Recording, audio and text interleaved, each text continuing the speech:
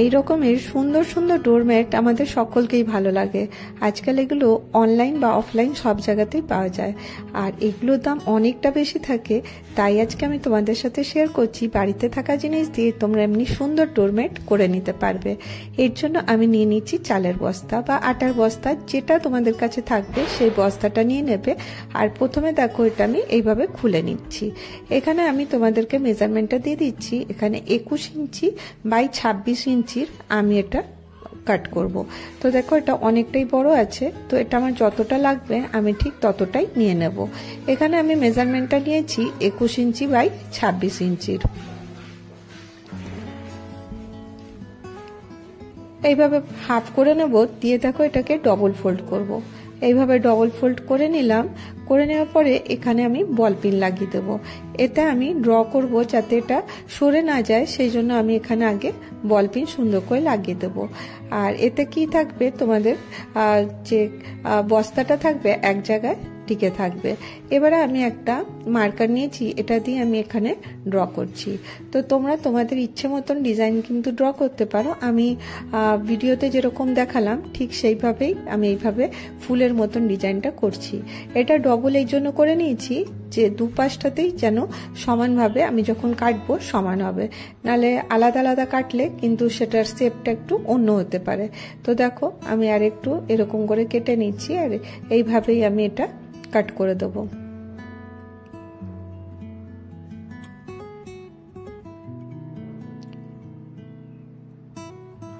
এইভাবে করা খুবই সহজ। তো দেখো এটা আমি ওপেন করে নিলাম। এখানে দেখো একটা মিডল পয়েন্ট নেব, তার জন্য এটাকে ডবল করে নিচ্ছি আর এখানে একটা পয়েন্ট দিয়ে দিচ্ছি। আর এবারে দেখো একটা বাড়িতে থাকা ছোট্ট প্লেট আমি এখানে নিয়েছি, জাস্ট খালি এরকম করে দাগ দেওয়ার জন্য। তোমরা একটু বড় সাইজের নিতে পারো, আমি এই ছোটটাই নিয়েছিলাম। এবারে দেখো স্কেল দিয়ে আমি এখানে দাগ করে দিচ্ছি।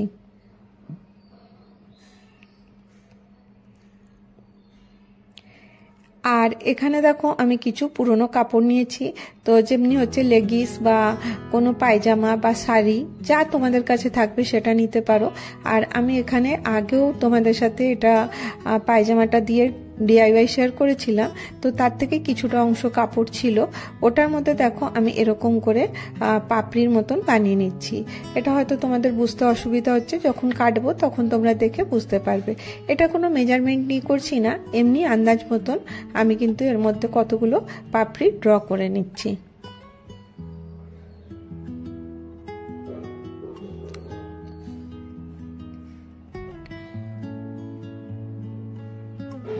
এইভাবে দেখো যেভাবে ড্র করলাম ঠিক ওইভাবেই আমি এটা কেটে নেব। প্রত্যেকটা এইভাবে কেটে নিয়েছি। কেটে নিয়ে এই যে প্লাস্টিকটা রেখেছিলাম যে বস্তাটা, তার উপরে আমি এগুলো এরকম করে রেখে আমি এর মধ্যে বল পিন লাগিয়ে দিচ্ছি। এতে কি হবে, তোমাদের জায়গার থেকে কিন্তু এটা সরবে না, নালে আমি যখন এটা সেলাই করব তখন কিন্তু সেলাই করতে খুব অসুবিধা হবে। সেই জন্য আমি প্রথমে এতে বল পিন লাগিয়ে দিচ্ছি, তারপর এটা সেলাই করে নেব।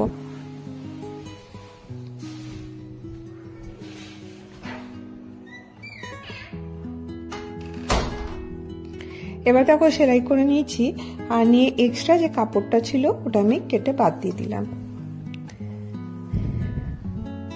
খুবই সহজে তোমরা এটা করে নিতে পারবে।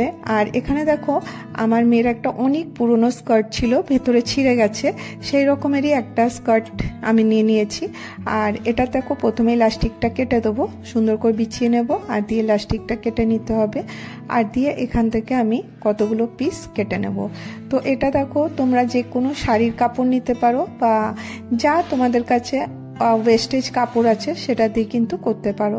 আর আমাদের প্রত্যেকের ঘরে দেখবে অনেক ওয়েস্ট কাপড় থাকে, সেইগুলো দিয়ে করে নেব। তো দেখো এইভাবে আমি কেটে এটাকে এইভাবে ফোল্ড করে নিতে পারো।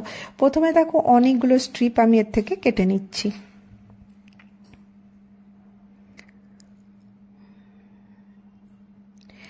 1 থেকে 1.5 ইঞ্চির মধ্যে কেটে আমি রেখে দিলাম। আর এটা দেখো এইভাবে রেডি করেছি।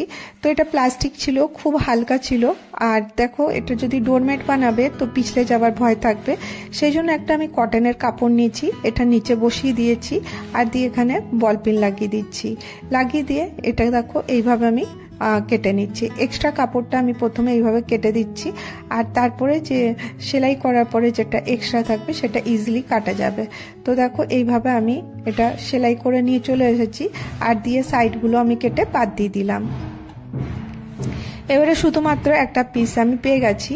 এবার চলো এটাকে ডেকোরেট করতে হবে। কিভাবে করছি, তো এখানে আমি একটা অন্য কালারের কাপড় নিয়েছি, ইয়েলো কালারের। এবার দেখো এই যে বাটিটা আমি বসিয়েছিলাম সেটাই আমি এর মধ্যে রাখলাম, আর রেখে একটু বড় করে আমি এর মধ্যে ড্র করে নিচ্ছি। ওই একই শেপে ড্র করলাম। এবার দেখো এটাকে এখান থেকে কেটে দেবো। এবারে এইখানটাতে এটা বসিয়ে দেব। বসাবার আগে প্রথমে সেলাই করতে হবে, তার জন্য এই পুরোটা সেলাই করব, নিচটা সেলাই করব না। তো দেখো এখানে আমি বল পিন লাগিয়ে দেবো যাতে সেলাই করতে গেলে কাপড়টা সরে না যায়। এইসব জিনিসগুলো করবার জন্য বল পিন অবশ্যই ব্যবহার করবে, তাহলে কিন্তু তোমাদের কাজটা অনেকটা সহজ হবে। সেলাই করে নিয়ে এখানে দেখো কিছুটা সিনথেটিক কটন ছিল, সেটা আমি এর মধ্যে দিয়ে দিচ্ছি। এতে কি হবে, তোমাদের লুকটা কিন্তু খুব সুন্দর আসবে, মনে হবে যেন রেডিমেড কেনা হয়েছে।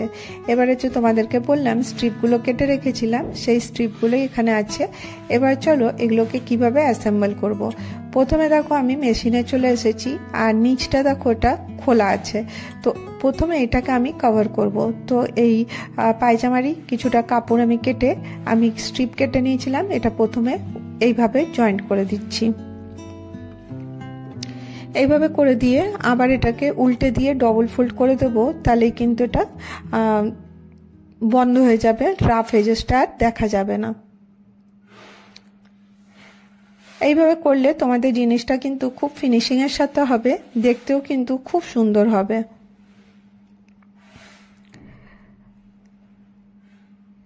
এটা কমপ্লিট হয়ে গেল। এবারে চলো আমি এর মধ্যে এই ফ্রিলটা লাগাবো। প্রথমে কি করব, এখানে দেখো এই যে উপরে যে কাপড়গুলো জয়েন্ট করেছিলাম ওটা কিন্তু জয়েন্টটা দেখা যাচ্ছিল, সেটা কভার করার জন্য আমি এই কাপড়েরই পিঙ্ক কালার কাপড়টারই আমি এরকম করে একটু কুচি কুচি করে এর মধ্যে সেলাই করে দিচ্ছি, যাতে কি হবে তোমাদের যে জয়েন্টগুলো করেছি সেগুলোকে আর দেখা যাবে না, আর এটার ফিনিশিংটাও সুন্দর হবে।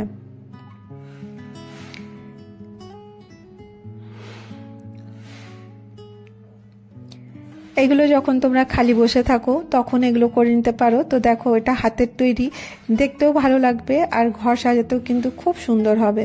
তো এটা দেখো আমি কমপ্লিট করে নিলাম, এর লুকটা বেশ ভালোই লাগছে।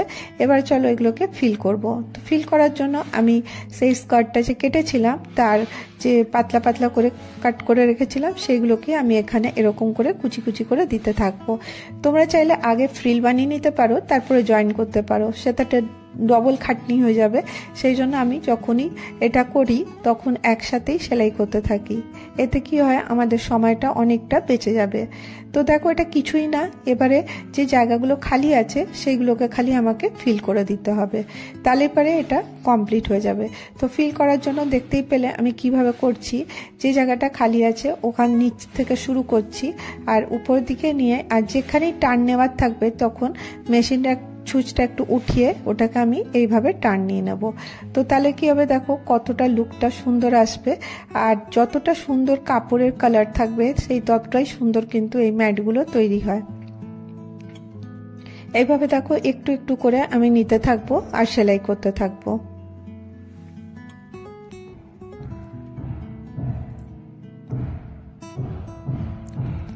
বিশ্বাস করো এগুলো করতে একটুও সময় লাগে না, আধা থেকে 1 ঘন্টার মধ্যে তোমরা ইজিলি করতে পারো যদি তোমরা মেশিনে তৈরি করছো। তো অবশ্যই এগুলো মেশিনে করাই ভালো, হাতে করতে গেলে বেশ অনেকটা টাইম লেগে যাবে। তো কমপ্লিট হয়ে গেল আমার এই যে সুন্দর ডোরম্যাটটা। কেমন লাগছে তোমাদেরকে জানাতে ভুলো না। আর এখানে যদি এক্সট্রা কাপড় আছে সেটাকে আমি কেটে সমান করে দিলাম। তো দেখো ফাইনাল লুকটা কেমন লাগছে। যদি তোমাদেরকে ভিডিওটা ভালো লাগে তাহলে অবশ্যই একটা করে লাইক করো, অনেক ভালো লাগলে চ্যানেলটাকে সাবস্ক্রাইব করে নাও। আজকে আমি তোমাদের সাথে শেয়ার করব একটা সুন্দর ফ্লোর কুশন, যেটা বানানো খুবই সহজ। পুরানো কিছু কাপড়ের টুকরো দিয়ে, তারপর সফট টয়েসের যে কটন থাকে সেটা দিয়ে, পুরনো কাপড় দিয়ে তোমরা কিন্তু এরকম সুন্দর ফ্লোর কুশন বানাতে পারো। তো চলো শুরু করে দিই কিভাবে বানিয়েছি। এখানে আমি তোমাদের সাথে শেয়ার করব ফ্লোর কুশন কিভাবে বানায়, তার সাথে তার কভারটাও শেয়ার করব। তো এখানে আমি একটা পুরনো টি শার্ট নিয়ে নিয়েছি। তো টি শার্টটা অনেকটাই পুরনো, কোনো কাজের না। তো আমি এখান থেকে দেখো দাগ দিয়ে স্কেল দিয়ে আমি একটা রেক্ট্যাঙ্গেল পিস আমি নিয়ে নিচ্ছি। এটা কোনো মেজারমেন্টের না, তোমরা ছোট বড় যেমনি তোমাদের কাছে টি শার্ট থাকবে বা অন্য কোনো কাপড় দিয়েও কিন্তু বানাতে পারো। আমি টি শার্টটাকে এইভাবে উল্টো করে নিলাম। তো আসলে ভেতরের দিকটা আমি সেম কালারে রাখতে চাই, তাই জন্য এরপরে আমি এটাকে নিয়ে 4 ফোল্ড করব। তো দেখো এইভাবে আমি 4 ফোল্ড করে নিলাম। একটু মন দিয়ে দেখো, খুব সহজ।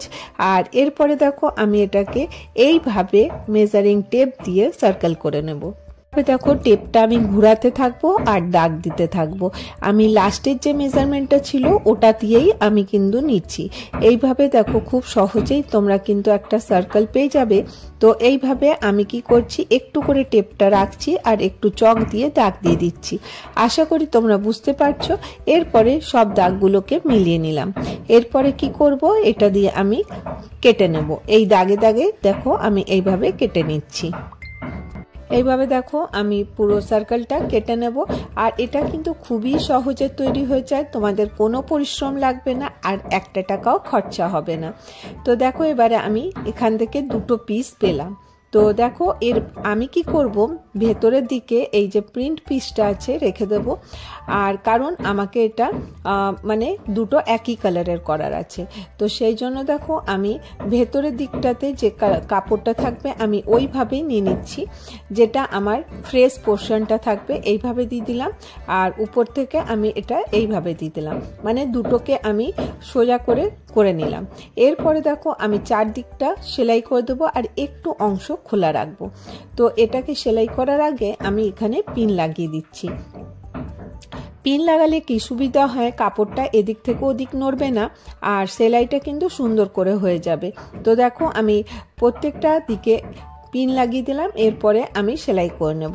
এটা তোমরা হাত দিয়েও করতে পারো বা মেশিনেও করতে পারো।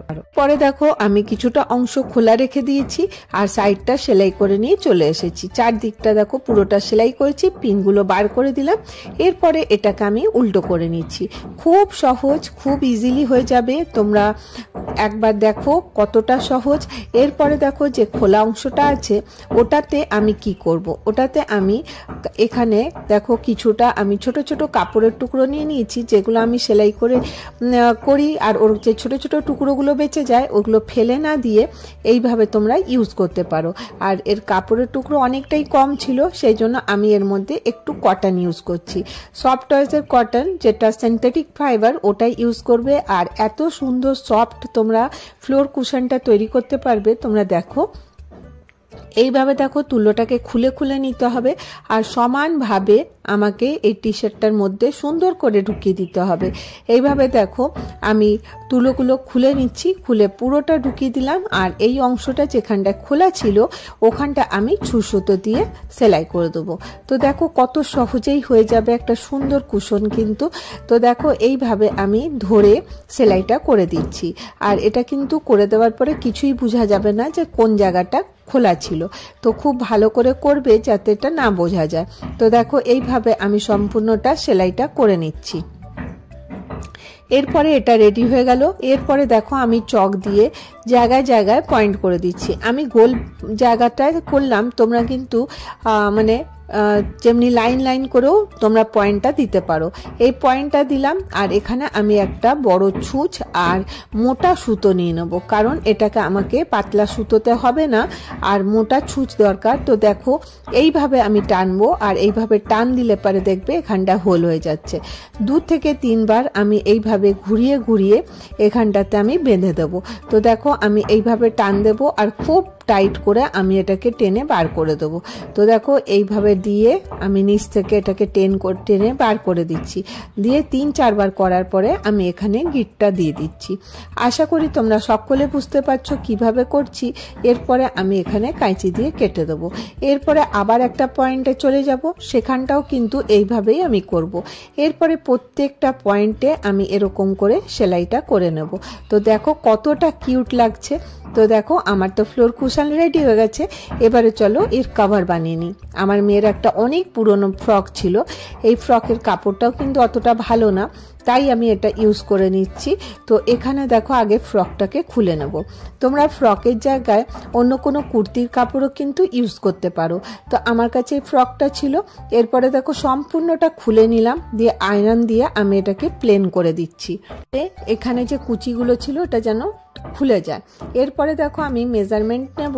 তো দেখো আমি কুশনটা রাখলাম, রাখার পরে 1 ইঞ্চি করে বেশিতে দাগ দিয়ে আমি সার্কেল করে নেব 1 ইঞ্চি মতন, কারণ ওটা আমাকে সেলাইতে চলে যাবে। এরপরে আমি এটাকে কেটে নিচ্ছি। তো দেখো খুব সহজেই তৈরি হয়ে যাবে। একটু মন দিয়ে দেখো তাহলেই বুঝতে পারবে, কারণ এই কুশনটা যখন নোংরা হয়ে যাবে ভাবো তখন ধুতে লাগবে, আর এটা কিন্তু 100% ওয়াশেবল। তো তারপরে তোমরা যদি কুশনটা না ধুতে চাও কভারটা ধুয়ে দেবে। এরপরে আমি কিভাবে মেজারমেন্ট নিচ্ছি, কুশনটার আমি মেজারমেন্ট নিলাম যত হলো, আমার এখানে 18 হয়েছিল, তার থেকে আমি আধা নিয়ে নিলাম 9। এরপরে দেখো এখানে আমি একটা দাগ দিয়ে দেবো। দাগ দিয়ে এই যে টেপটাকে আছে সুন্দর করে সম্পূর্ণটা ঘুরিয়ে দেবো। তো পুরো ঘুরিয়ে দেওয়ার পরে আমার এখানে এসছে 58 ইঞ্চ। তো এরপরে তোমাদের সামনে কাপড় কেটে নিয়ে চলে আসি। এখানে দেখো আমি সম্পূর্ণ কাপড়টা কেটে এনেছি 58 ইঞ্চি আর এখানে 9 ইঞ্চি। এরপরে দেখো আমি এখানে একটা কাজ করব। এখানে কি কাজ করব, এখানে দেখো আমি এটাকে এইভাবে এর চারিদিকে লাগাতে হবে। তার আগে তোমাদেরকে একটা এর মধ্যে যে আমি সুতোটা ঢুকাবো তার জন্য আমাকে একটা জায়গা বানাতে হবে। এখানে আমি দেখো 3 ইঞ্চিতে দাগ দিয়ে দেবো। 3 ইঞ্চিতে দাগ দেওয়ার পরে এখান থেকে আমি কাঁচি দিয়ে একটুখানি অংশ কেটে দেবো। কেটে দিয়ে আমি এখানটাতে ডবল ফোল্ড করে মুড়ে দেব। মুড়ে দেওয়ার পরে এই যে এইভাবে আমি এটাকে আবার মুড়ে দেব। কেন মুড়ে দিলাম বলো তো, এটা দিয়ে যে আমি সুতোটা ইনসার্ট করব যাতে এটা ঢুকে যায়, আর যেটা বাঁধার জন্য দড়ি যেটা থাকে না, ওই বাঁধার দড়িটা আমি এর মধ্যে দিতে। তো তার জন্য আমি অপর পাশটাও কিন্তু এইভাবেই করব। 3 ইঞ্চিতে দাগ দিয়ে দেবো। দাগ দেওয়ার পরে আমি এখানটায় ছোট্ট একটু কাট দিয়ে এরকম করে এর মুখটাও বানিয়ে দেব। আশা করি তোমরা সম্পূর্ণটা বুঝতে পারছো। এরপরে দেখো আমি এই যে গোল অংশটার মধ্যে চারিদিকটাতে সুন্দর করে গোল করে নিয়ে চলে আসবো। দিয়ে দেখো সম্পূর্ণটা সেলাই করে নিয়েছি, আর যে সাইডটা ছিল সেটাও সেলাই করে নিয়েছি। এরপরে আমার কভার তো রেডি হয়ে গেছে। এরপরে দেখো আমি এখানে একটা এই কাপড়েরই দড়ি বানিয়ে নিয়েছি, পাতলা একটা অংশ কেটে এরকম করে দড়ি বানিয়ে নিয়েছি। এরপর দেখো আমি এইভাবে এর মধ্যে ঢুকিয়ে দিচ্ছি।